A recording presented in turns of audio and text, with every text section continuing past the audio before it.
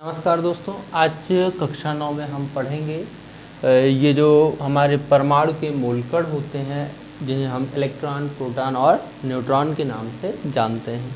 इनके बारे में कुछ और अधिक जानकारी लेंगे। उसके बाद आपको हम बताएंगे थॉमसन का परमाणु मॉडल, ठीक है। लेकिन थॉमसन का परमाणु मॉडल बताने से पहले और ये सरणी के बारे में बताने से पहले यदि आप चैनल पर नए हैं तो चैनल को सब्सक्राइब कर लें और अगर वीडियो अच्छा लगे तो लाइक भी कर दें, शेयर भी कर लें। चलिए शुरुआत करते हैं। सबसे पहले हमें आपको बताना है कि इलेक्ट्रॉन, प्रोटॉन, न्यूट्रॉन जो ये किसी भी परमाणु के मूलकण होते हैं, ये ई, पी और एन, यानी कि इलेक्ट्रॉन को ई से, प्रोटॉन को पी से और न्यूट्रॉन को एन से नोट किया जाता है, ठीक है। तो इलेक्ट्रॉन को ई से, प्रोटॉन को पी से और न्यूट्रॉन को एन से नोट किया जाता है। फिर हमने यहाँ पे दिखा रखा है द्रव्यमान, और द्रव्यमान में दो दो कॉलम हमने बना रखे हैं। तो आपको ये जानकारी होनी चाहिए कि ये दो कॉलम हमने क्यों बनाया है। यहाँ पे जो द्रव्यमान बताया गया है वो AMU में बताया गया है, और यहाँ पे जो द्रव्यमान बताया गया है वो ग्राम में बताया गया है। AMU का मतलब क्या होता है, क्योंकि द्रव्यमान के बारे में तो आप जानते हैं लेकिन AMU के बारे में शायद नहीं जानते होंगे, तो आपको हम आपकी जानकारी के लिए बता देते हैं। AMU का मतलब एटॉमिक मास ऑफ यूनिट, यानी कि परमाणुओं के द्रव्यमान ज्ञात करने की एक पद्धति है, एक मात्रक होता है जिसे हम AMU के नाम से जानते हैं। A का मतलब एटॉमिक, M का मतलब मास, U का मतलब यूनिट, ठीक है ना। उसके बाद आपको इसमें आगे बताने वाले हैं, तथा आगे जो द्रव्यमान दिया है आपका वो ग्राम में दिया है। लेकिन सबसे पहले AMU में देख लेते हैं कि इलेक्ट्रॉन का, प्रोटॉन का द्रव्यमान कितना होता है। इलेक्ट्रॉन का अगर हम देखें तो इलेक्ट्रॉन को ई से प्रदर्शित किया जाता है, और इसका AMU में जो द्रव्यमान होता है वो 0.00055 AMU द्रव्यमान होता है। अगर इसका हम ग्राम में द्रव्यमान लेते हैं तो 9.1095 × 10 की घाते ऋण 28 ग्राम का ये इलेक्ट्रॉन आपका होता है, तथा इसका आपेक्षिक द्रव्यमान जो होता है 1/1837 होता है। चलिए इस पर आवेश जान लेते हैं। जैसा कि मैंने आपको पहले भी बताया है कि इलेक्ट्रॉन पर कौन सा आवेश होता है, ऋण आवेश होता है, तथा इसकी खोज किसने की थी, इसकी खोज J.J. थॉमसन ने सन 1897 ईस्वी में किया था। इन इलेक्ट्रॉन, प्रोटॉन और न्यूट्रॉनों की खोजकर्ता के नाम ज्ञात करने के लिए आपको एक सरल विधि मैं बता दूंगा, लेकिन अभी इसको यहाँ पे सारणी के आधार पर अगर हम देखें तो इलेक्ट्रॉन की खोज किसने की थी, J.J. थॉमसन ने सन 1897 ईस्वी में।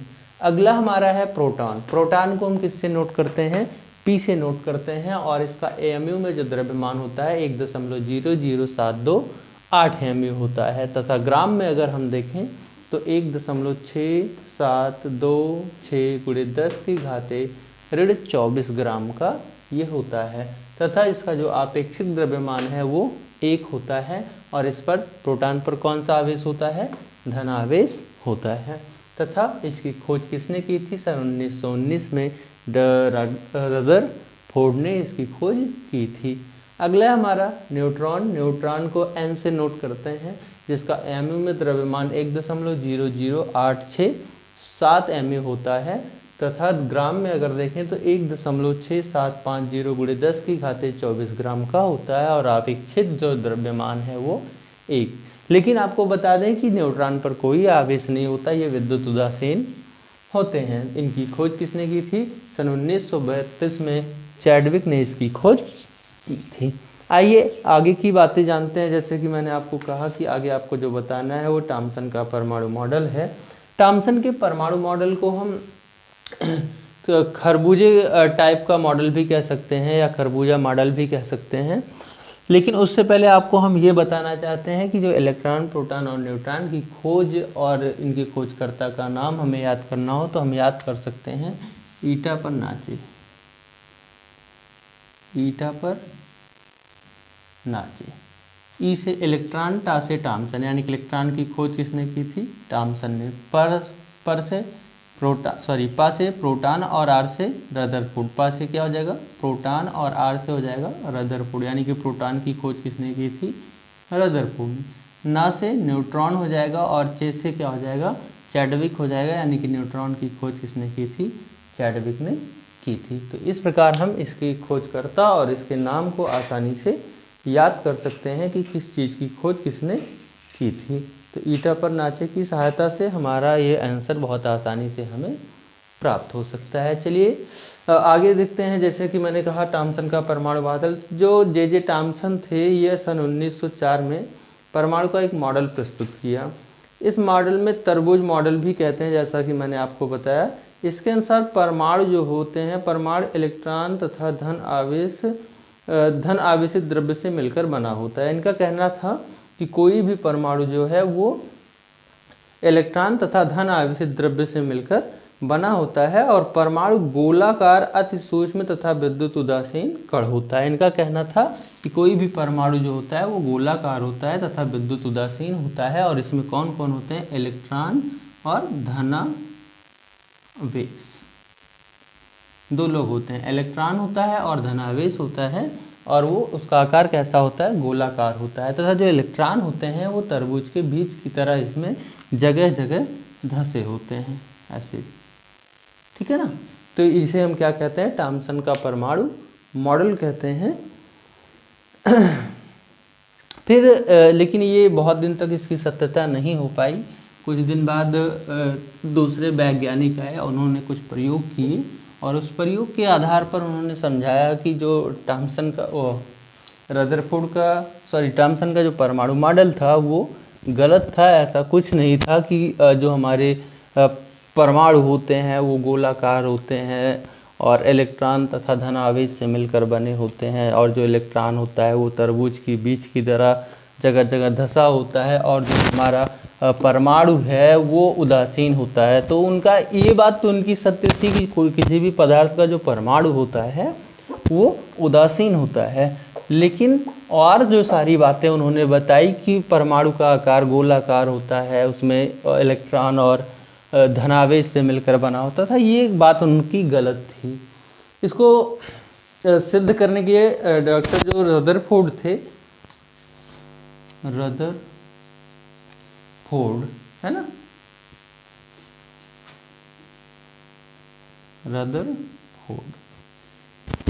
रदरफोर्ड थे, इन्होंने एक प्रयोग किया जिसे कहते हैं अल्फा, ये अल्फा है, अल्फा कण प्रकीर्णन, अल्फा कण प्रकीर्णन। इन्होंने इसमें एक सिस्टम लिया, एक सोने की बहुत पतली सी झिल्ली लिया, और उस पतली सी झिल्ली पर बहुत पतला सा, बहुत महीन सा चादर थी सोने की, उस पर इन्होंने अल्फा कणों की बमबारी की। कुछ ऐसा आप देख सकते हैं, एक बहुत पतली सी चादर सोने की इन्होंने लिया और इस पर क्या किया, इन्होंने अल्फा कणों की बमबारी की।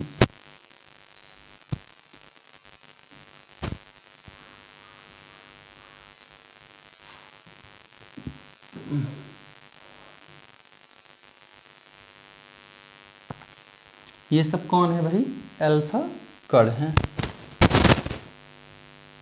ठीक है ना, ये जा रहे हैं।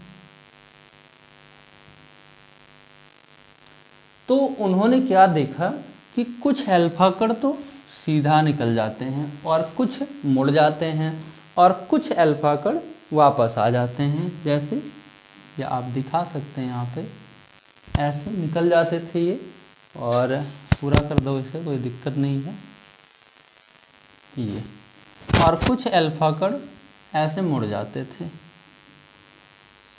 इधर भी आप दिखा सकते हैं ये,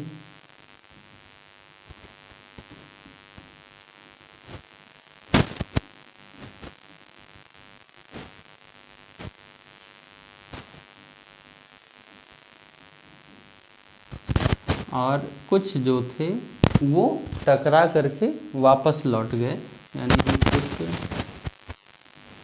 ऐसा रास्ता, ठीक है ना। उन्होंने एक प्रयोग किया जिसमें क्या लिया, सोने की चादर लिया और उस पर उन्होंने अल्फा कणों की बमबारी कर डाली।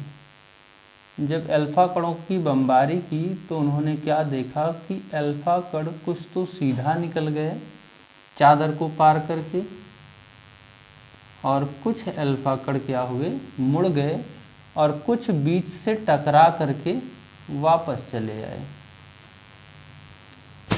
इस प्रयोग के दौरान उन्होंने कुछ निष्कर्ष निकाले। आज हम उन्हीं निष्कर्षों के बारे में जानेंगे। सबसे पहले उन्होंने क्या किया, एक सोने या चांदी की बहुत पतली सी चादर ली, और आपको बता दें इस चादर की जो मोटाई थी वो लगभग 4 × 10⁻5 सेंटीमीटर की थी। इसकी जो मोटाई थी चादर की 4 × 10⁻5 सेंटीमीटर, इतना पतला चादर था ये, ठीक है ना।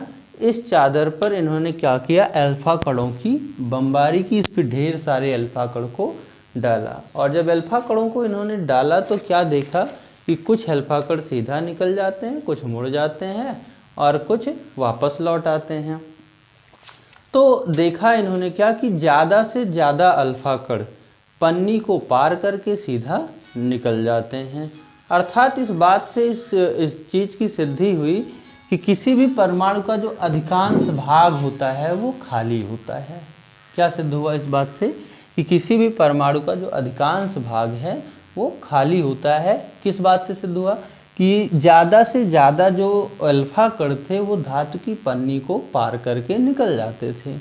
तो उन्होंने कहा यानी कि पन्नी में ज़्यादा से ज़्यादा स्थान क्या रहता है, खाली रहता है, या किसी भी परमाणु का जो अधिकतम एरिया होता है वो खाली ही पड़ा रहता है, उसमें कुछ होते नहीं हैं। और दूसरी बात उन्होंने कहा कि जब जो अल्फा कण वापस लौटा है, जैसे उनके बारे में भी बताया है ना, कहा तो चलाए जा, और का पंखा चलोगे, पूछत का है, अरे ओकर रखा, ओकर धीम के चलावा कर, कहीं चलता है दिखता है।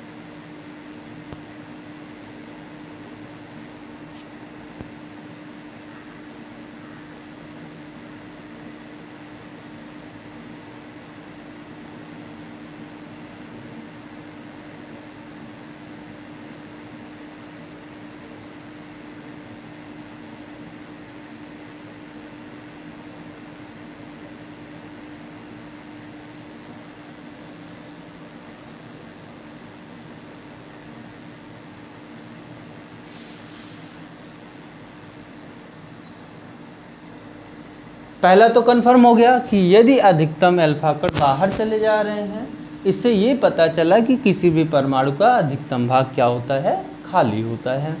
तथा जो ये अल्फा कण लौट आते थे, इससे ये पता चला कि परमाणु के बीचों बीच में एक बहुत छोटा सा या एक स्थान होता है जहाँ पर एक भारी धनावेशित कण होता है, क्योंकि अल्फा पर भी धनावेश होता है ना।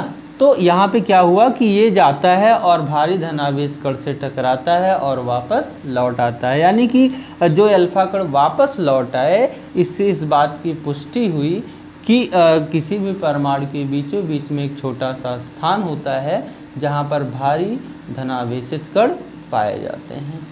तीसरी बात, जो ये मुड़ गए, इनसे क्या सिद्ध हुआ, उन्होंने बताया कि जो अल्फा कण ये बाहर की तरफ मुड़ गए, इससे ये पता चला कि ये जो बीच में छोटा सा स्थान होता है जो धनावेशित होता है, ये बहुत छोटा होता है, यानी कि बहुत अल्प, बहुत ही कम होता है।